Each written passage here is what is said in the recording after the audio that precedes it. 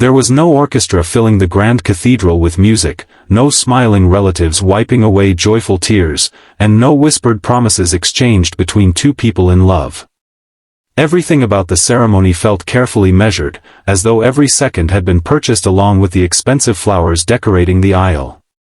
Wealth surrounded everyone in the room, yet warmth was nowhere to be found. Amelia Hart stood at the entrance in a breathtaking white gown that had been chosen for her, tailored to perfection, and delivered without anyone asking what she actually wanted. The delicate lace shimmered beneath the crystal chandeliers, but it couldn't hide the fear in her eyes. Her hands tightened around the bouquet until her knuckles turned pale. Every step toward the altar felt heavier than the last, not because of the dress, but because of the future waiting at the end of the aisle. At the altar stood Damian Blackwood, the billionaire who dominated boardrooms with ruthless precision. The man whose competitors feared him and whose employees rarely dared to meet his gaze. Newspapers called him a genius. Business magazines praised his discipline. Society admired his fortune. Yet no headline ever described him as kind.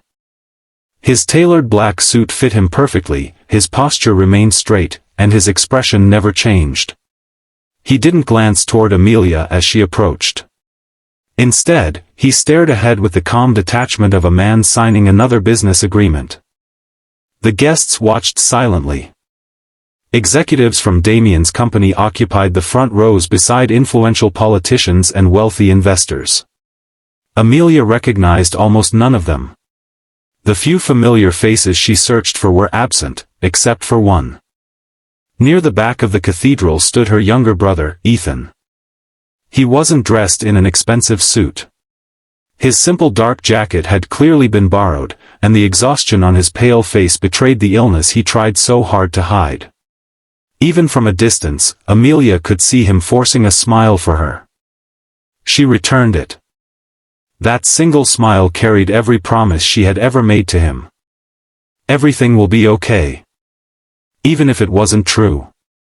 The officiant cleared his throat, signaling the ceremony to begin. Before he could speak, Damian finally turned slightly toward Amelia. His voice remained low enough that only she could hear. "You understand the arrangement?" She nodded without lifting her eyes. "Yes. This marriage exists on paper and nowhere else. I know. You'll live in my house. You'll attend public events when necessary. You won't interfere with my business. I won't. You'll never expect affection from me." The words landed harder than she expected. Not because she had dreamed of love from him, but because hearing them spoken aloud made the emptiness of the marriage impossible to ignore. She forced herself to answer. "I expect nothing." Damian studied her for a brief second. No argument. No tears. No attempt to negotiate. Only quiet acceptance. For reasons he couldn't explain, that unsettled him. Most people begged him for favors, challenged his authority, or tried to gain something from him. Amelia simply accepted every condition without complaint. He dismissed the thought almost immediately. It didn't matter. The officiant continued the ceremony, speaking about commitment, trust, and lifelong partnership. The words echoed beautifully through the cathedral, sounding almost ironic to the two people standing before him. Neither of them believed those promises. When the vows were read, they repeated them with steady voices. No emotion. No hesitation. No love. The rings were exchanged. The officiant smiled warmly. "By the authority vested in me, I now pronounce you husband and wife." A brief pause followed. "You may kiss the bride." Damian hesitated for only a heartbeat. He leaned forward just enough for his lips to brush Amelia's forehead instead of her mouth. The photographers clicked their cameras furiously. To everyone watching, it looked elegant. To Amelia, it felt like another reminder that she had married a man who had already built walls around his heart. Applause filled the cathedral. The guests rose to their feet. Champagne waited outside. Luxury cars lined the entrance. Reporters crowded behind security barriers, shouting questions the moment Damien and Amelia stepped outside together. Mr. Blackwood. Was this a love match? Mrs. Blackwood. How does it feel to marry the city's most powerful billionaire? When will there be children? Damien ignored every question. His bodyguards created a path through the crowd. Amelia followed quietly beside him, keeping her expression calm despite the chaos surrounding them. Before entering the waiting limousine, she turned around one last time. Her eyes found Ethan standing alone on the cathedral steps. He lifted a trembling hand in farewell. She smiled again, though tears threatened to escape. This marriage had never been about money for her. It had been about saving the only family she had left. Her brother's mounting medical bills had pushed them into desperation, and when Damien's proposal arrived through lawyers instead of romance, she had accepted without asking what it might cost her personally. As long as Ethan lived, every sacrifice would be worth it. Inside the limousine, silence settled between the newlyweds. The city drifted past the tinted windows. Damien glanced toward Amelia only once. She had lowered her gaze to hide the moisture gathering in her eyes, believing he wasn't paying attention. He noticed. He simply chose not to ask why. To him, people always cried over money, power, or regret. He assumed she was no different. Neither of them realized that the greatest secret in this marriage wasn't hidden in Damien's empire. It rested quietly inside Amelia's heart, waiting for the day the Ruthless Tycoon would discover the truth that would shatter everything he believed about her, and about himself. Blackwood Manor rose above the surrounding hills like a fortress built to keep the world at a distance. Its towering iron gates opened silently as the limousine rolled inside, revealing acres of perfectly trimmed gardens, marble fountains, and a mansion so enormous it barely looked like a home. Every window gleamed in the afternoon sunlight, every hedge was cut with impossible precision, and every servant waiting at the entrance stood as motionless as statues. Amelia stepped out of the car and looked up at the mansion. It was magnificent, yet strangely lifeless. There was no sound of children laughing, no family photographs visible through the windows, no sign that anyone truly lived there. It was a place designed to impress, not to comfort.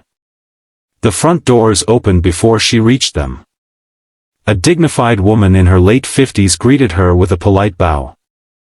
"Welcome to Blackwood Manor, Mrs. Blackwood. I am Margaret, the head housekeeper." "Thank you," Amelia replied softly. Margaret gestured toward the grand staircase. "If you'll follow me, I'll show you your room." "My room?" Amelia asked before she could stop herself. Margaret hesitated only briefly.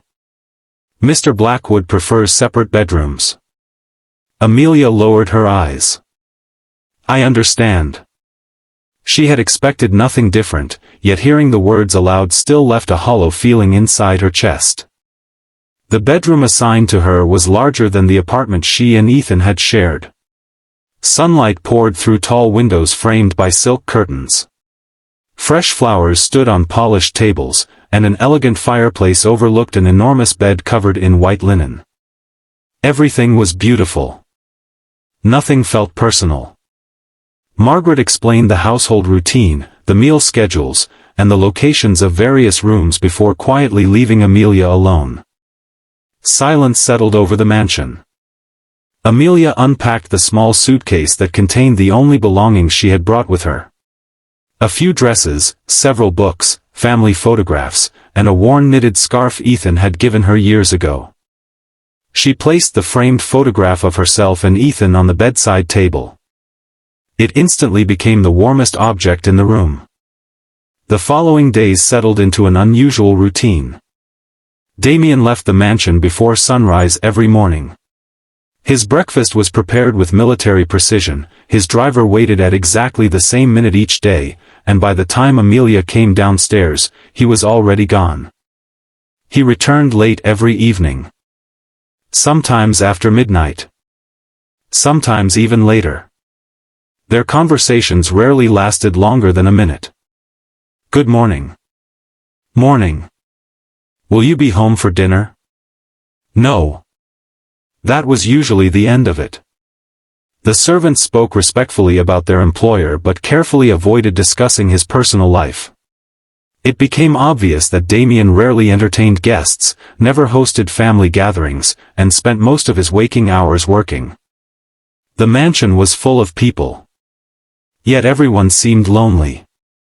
Amelia gradually found small ways to occupy herself. She read in the library, walked through the gardens, helped one of the elderly gardeners revive neglected rose bushes, and occasionally baked simple desserts for the kitchen staff. At first the servants seemed surprised that the lady of the house wanted to help them. Then they slowly began smiling whenever she entered the kitchen. One rainy evening, dark clouds covered the sky long before sunset. Heavy rain pounded against the windows while thunder echoed across the hills. The electricity suddenly failed. The entire mansion disappeared into darkness. Several servants hurried through the hallways carrying flashlights while engineers rushed to restart the backup generator. Margaret apologized. It may take a little while, Mrs. Blackwood. It's all right, Amelia replied with a reassuring smile. She found several candles in the kitchen pantry, lit them one by one, and began placing them throughout the mansion so the staff could see. As she climbed the staircase carrying another candle, a loud crash echoed from the far end of the hallway. Glass shattered. The sound came from Damien's private office. Without thinking, Amelia hurried toward the door. She knocked once. There was no answer. She gently pushed the door open. The candlelight revealed Damien standing beside his desk. A framed photograph lay broken on the floor, surrounded by scattered pieces of glass. His breathing was uneven, and one of his hands hung at his side, blood dripping steadily onto the polished wooden floor. He hadn't even noticed he was injured. "You're bleeding," Amelia said quietly. "I'm fine." "You've cut your hand." I said I'm fine. Ignoring his sharp tone, she placed the candle on the desk and searched the nearby cabinet until she found a small first aid kit. Damien watched her in silence. "What are you doing?" "Treating your hand." "I don't need your help."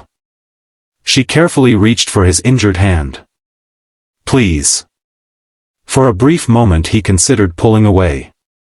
No one had touched him with such gentle concern in years. She cleaned the cut carefully despite his obvious irritation. The antiseptic stung.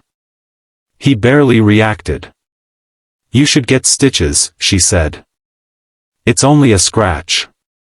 "It isn't." She wrapped a clean bandage around his palm with surprising confidence.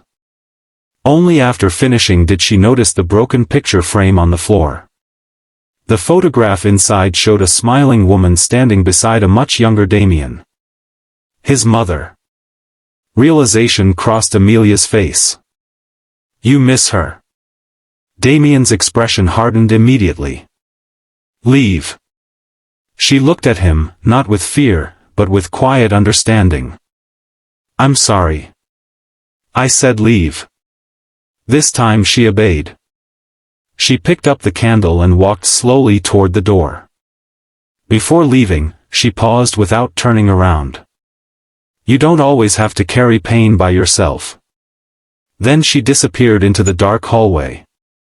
Damien remained motionless. His bandaged hand rested at his side while rain continued striking the windows outside. He stared at the closed door longer than he intended. For years he had built walls no one could cross. Yet somehow, in the darkness of a powerless mansion, the woman he had married without love had managed to step through one of them without even trying.